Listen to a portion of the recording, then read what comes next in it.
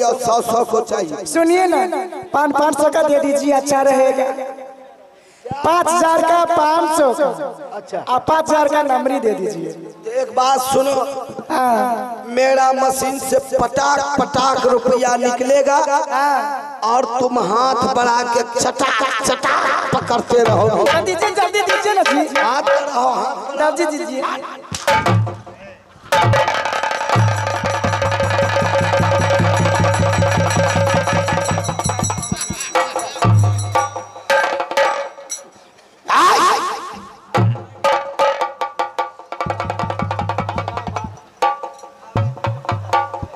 दस 10,000 को मोबाइल बेचती है हरामजाद।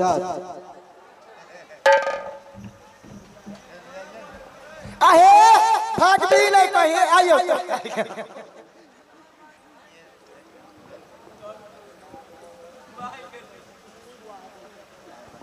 जल्दी जल्दी करो।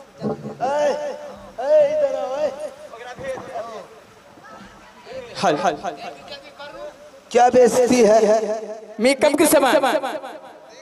मेकअप की? हाँ, मेकअप की कौन सा सामान? मेकअप की एक सामान बच गया था, सारे सामान मैं बेच चुकी। अच्छा ये बताओ कहाँ की रहने वाली है तू? मैं छपरा की रहने वाली हूँ। तू बोल मैं संसा की रहने वाली हूँ, झूठ क्यों बोलती है? झूठ मैं नहीं बोलती हूँ। अच्छा तुम्हारे उम्र की लिहाज की वजह से तुम जाओ, तेरा पैसा फ्री है, जाओ। ठीक है, इसे दे दीजिए पहले। ए बाबू साहब, पैसा दीजिए, पैसा।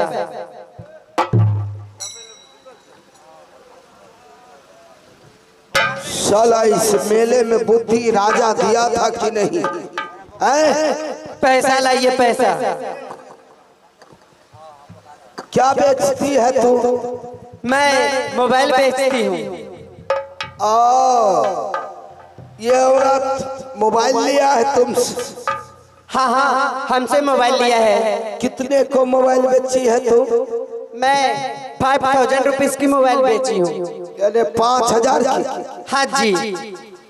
तो तुम्हें 5000 की हजरिया दे दूं या 500 की नोट दे दूं या 100 की नोट दे दूं? बोलो।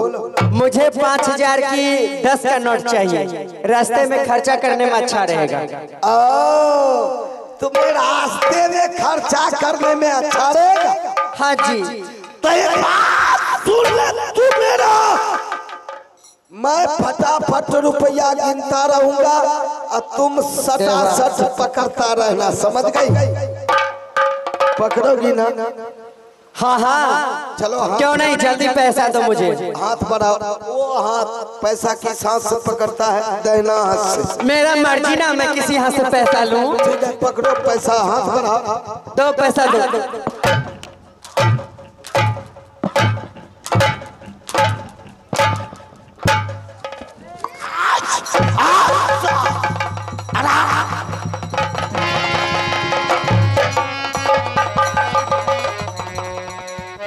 हरामजादी, इतना को रुदल सिंह लिया देवे नहीं किया आ तेरा बचा ले। देवर जी, सब पैसा मिल गया? भाभी सोना, मैंने सारे को पैसा दे दिया। देवर जी एक काम कीजिए, आप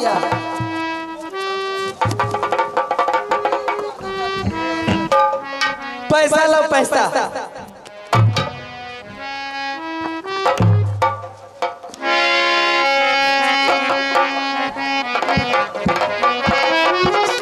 देवर जी आप एक काम कीजिए, मैं चलते चलते थक गई हूँ। अच्छा, मैं रात भर आराम करने के लिए चाहती हूँ, आप जगह खोजिए और कल सुबह हम लोग राजगांव आ जाएंगे। भाभी सोना, मैं आपसे हाथ जोड़ता हूँ भाभी। आप अभी भी रातों रात राज महबा के लिए चलिए, मैं अभी भी लश्कर सजा सकता हूँ भाभी सोना। नहीं देवर जी, हम लोग को रात में जाना ठीक नहीं है, कल सुबह चले जाएंगे। ठीक है भाभी सोना। आए कहाँ हो मेरे दोस्त?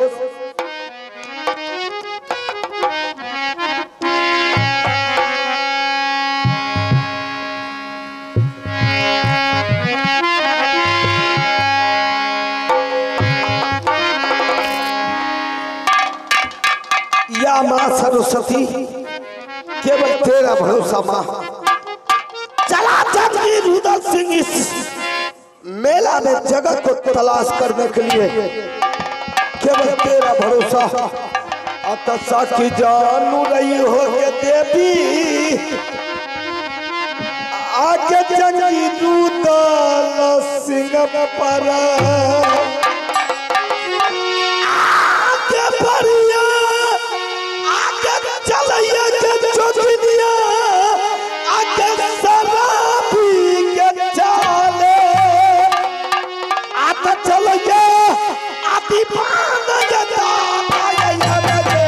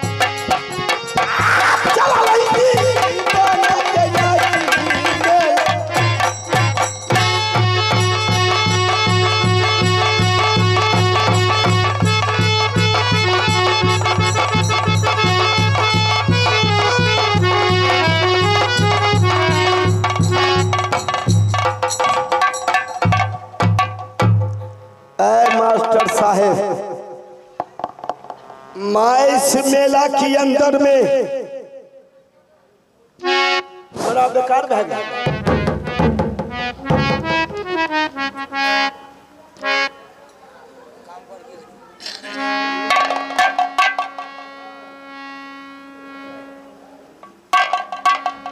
इस मेले के अंदर में मैं ये टेंट देख रहा हूँ और इस टेंट को आगे भी 10 कदम जगह खाली है और पीछे भी 10 कदम जगह खाली है। और आश्चर्य है, टेंट को बाहर जेंट्स लेटा हुआ है, मैं जेंट्स को क्यों ना पहले उठाऊं, लेडीज से मुझे क्या मतलब। बजाइए मास्टर साहब।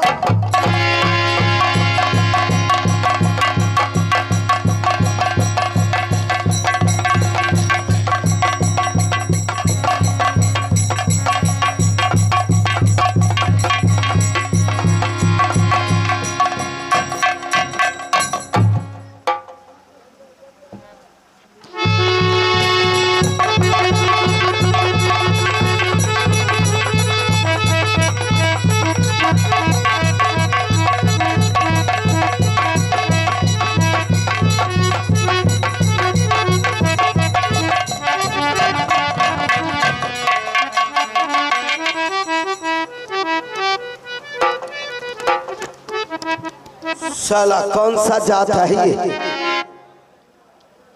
इतना इशारे की बात नहीं उठ रहा है।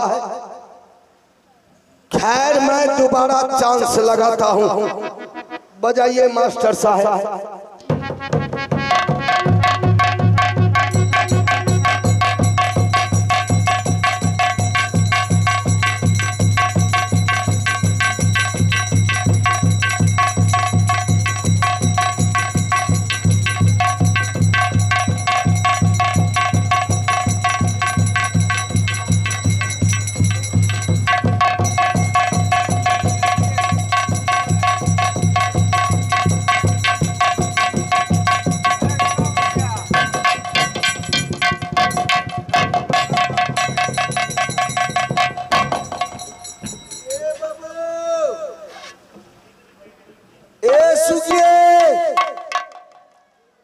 सूर महारानी तोरा पहले न कह दिलिस जे मच्छरदानी लेके अइबे, हरामजादी मच्छर काटे है।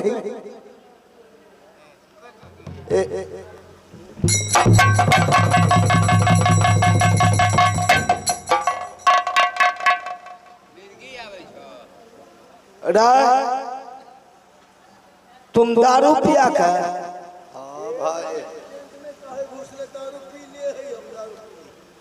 अच्छा सुनो, ये टेंट तुम्हारा है? ये मालिक की टेंट हमरा है, टेंट हमारा है। तो तुम्हारे टेंट को आगे भी 10 कदम जगह खाली है और पीछे भी 10 कदम जगह खाली है। क्या ना तुम अपना टेंट 10 कदम पीछे या 10 कदम आगे कर लो, ताकि एक आध 2 घंटा के लिए मैं भी वहां टेंट लगा सकूं। भैया ए बाबू, टेंट ना तो 1 कदम आगे हटई ना 1 कदम पीछे हटई। राजा को तेवर देख के पहचान कि कौन सा राजा किस तेवर में तुमसे बात कर रहा है। अच्छा ये इधर सुनो, क्या बात है, क्या बात है? इस टेंट में कौन कौन रहता है? ए बाबू, इस टेंट में हम 2 आदमी रही। 2 आदमी? हाँ मालिक। कौन कौन? एक तोरा वैसे कौन काम हो बाबू? और समझ गया हरामजादा, बताने से शर्मा रहा है। अरे तुम्हारा पत्नी है? ए मार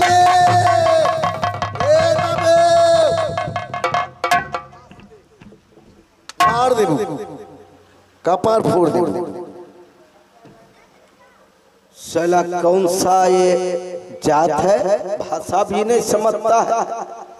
अच्छा ठीक है, मैं अपना ठेठी में बोलता हूँ। रे सुनो, क्या बात है, क्या बात है? क्या तुम्हारा बहू है उसके अंदर? कपार से ईंटा फोड़ दे। अरे ईंटा से कपार फोड़ा जाता है बेहुदा। साला कुछ भाषा ही समझने की तैयार नहीं।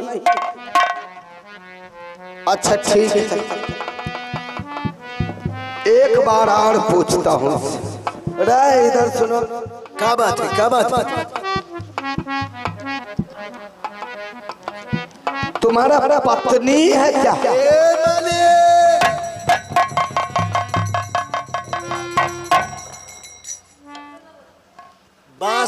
ईटा फोड़ दी।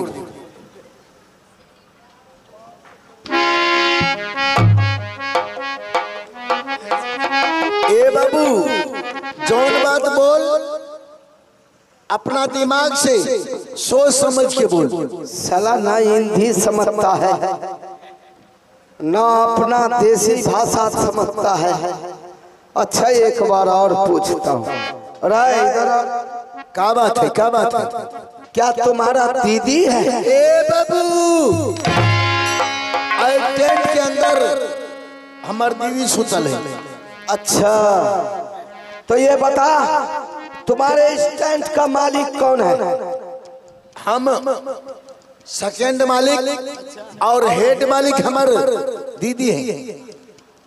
तो जा तुम अपने दीदी को उठा, मैं उससे थोड़ा बात करना चाहता हूँ। ए बाबू इन्हें इन्हें साला लागे ही बल्हा के छुछुन्नर है।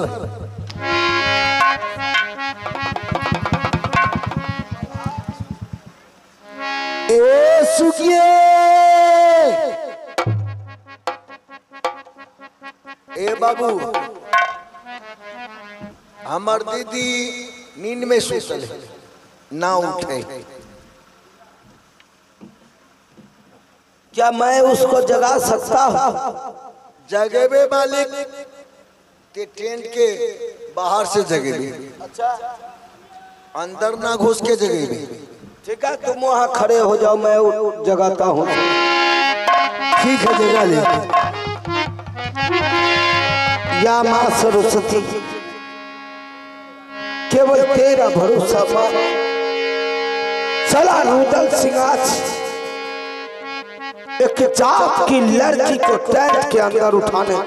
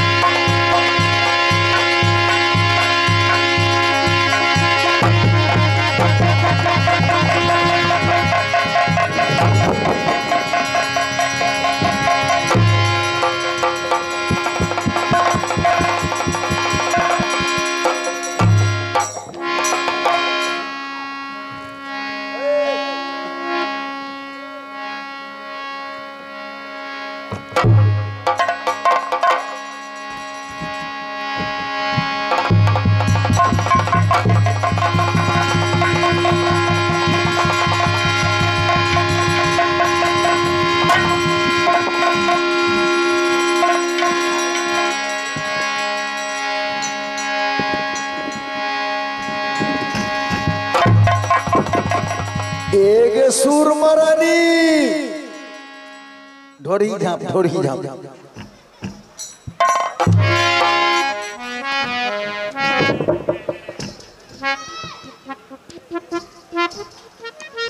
के ढोरी झाप हरामजादी कोकरा के बिल उघार ले। का बात है रे? सुगिया हमरा काहे जगैलिस रे? ये तोरा हम ना जगैलिस। इन्हें झाप हरामजादी इन्हें गे कोई छोरा मर्दबा से बातों के ई टेंट है कि धर्मशाला है? ई टेंट है रे नदिया के बेटा, ई टेंट है धर्मशाला ना है। ते मोटका ढुकई हो आप मोटका ढुकई हो अब पत्थर का ढुकई हो। हम कोनो बात ना समझलियो, तू का बोली? देख देख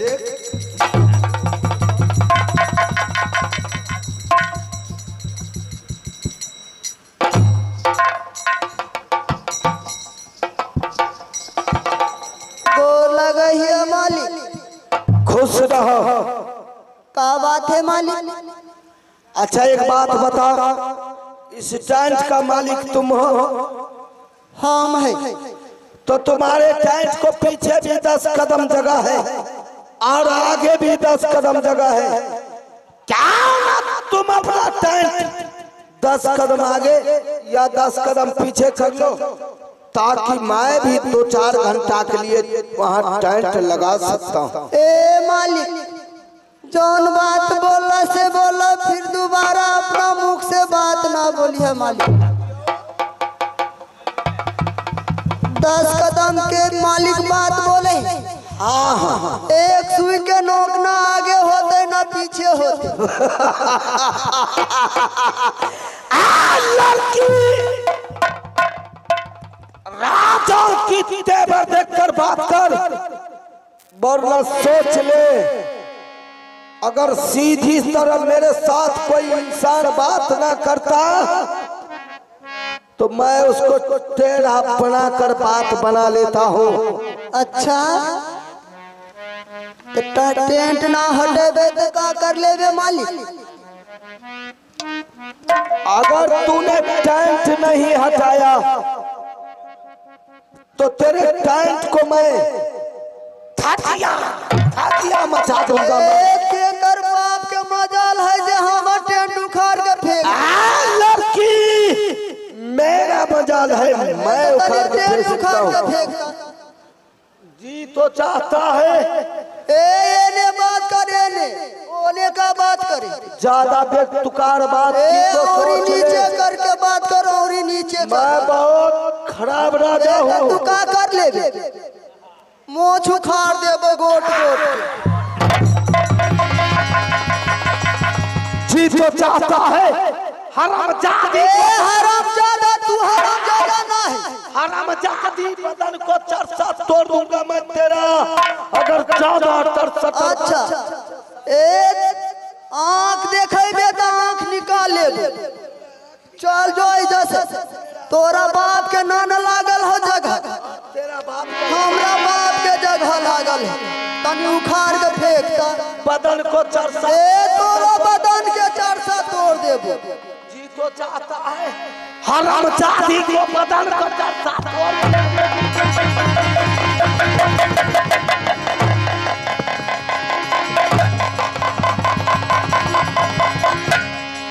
नच्चा का बेटा, दिमाग तोरा खराब हो गया।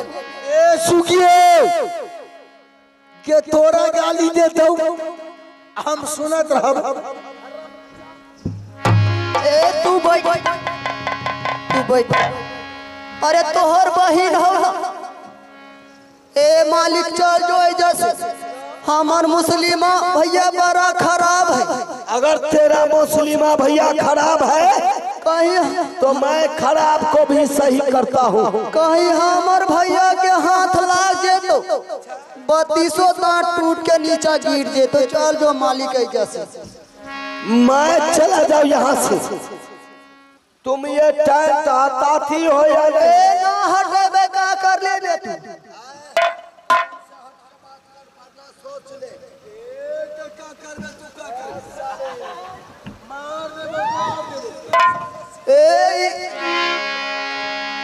हट के बात कर दे।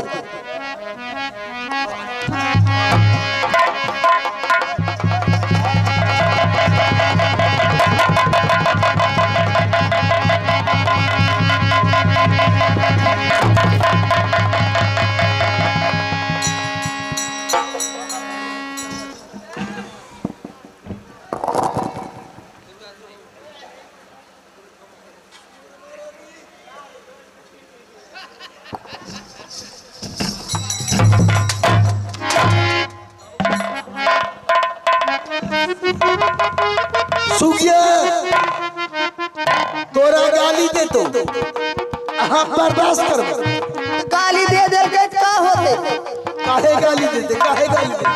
उहे बारी तोरा प्लेट प्रेशर हो, चढ़ गेलो आगे लो प्लेट प्रेशर हाई हो। ए के सुखिए जगह लेते, ई जगह लेतो एकरा पूछ जे हमरा मुस्लिमा से कुश्ती में जीत जेबे ते तोरा जगह मिल जेतो। ठीक है। ए मालिक बोलो क्या बात है? तोरा जगह चाहिए।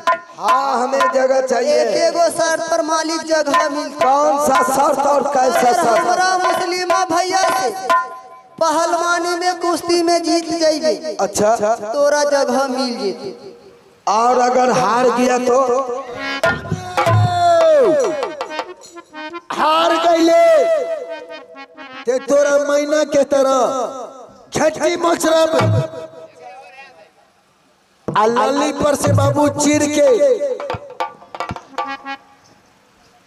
ढोरी तक चीरब आ अतरी भोतरी बाबू निकाल के बाहर फेंकब। ए बेटा बेटा कहे आ बाबू नमक मिर्चा डाल के आम के लकड़ी पर तोरा के पका के हाँ आ बाबू चखना में तारी के साथ करकरा जाए। हाँ मंजूर है।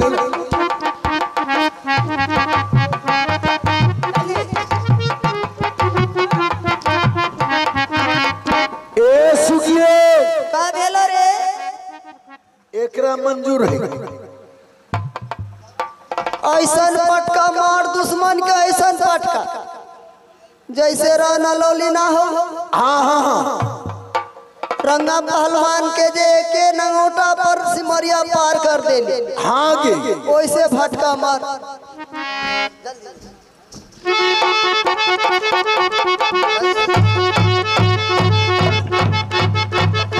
ए बाबू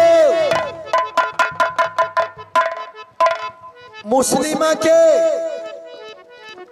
बहुत दिन अखरा पर चढ़ला हो गए मालिक।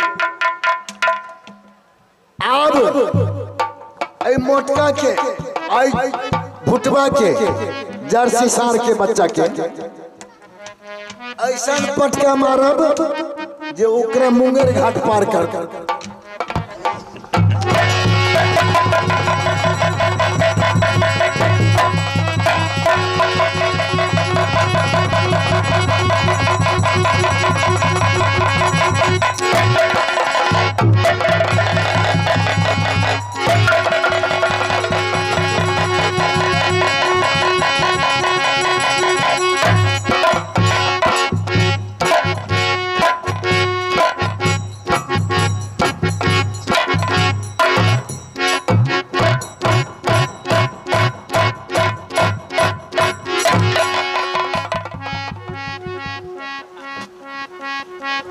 साला रे तुम्हारा पैर में भजा है।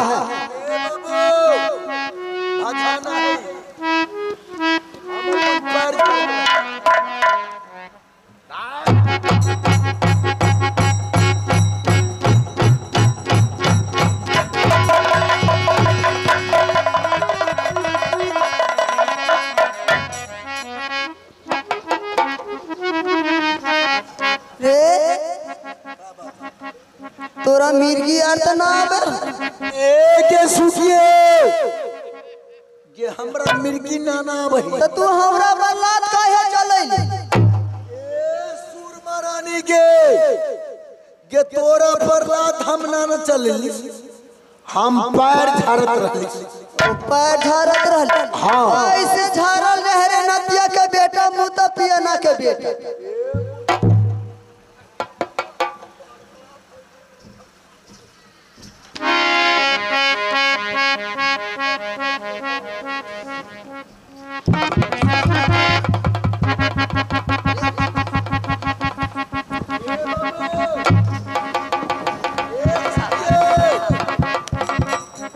एकरा से हम कुश्ती लड़ही। एकरा से कुश्ती लड़ही। बाबू कुश्ती में जीत जेबे तो हर जगह मिल जेतो।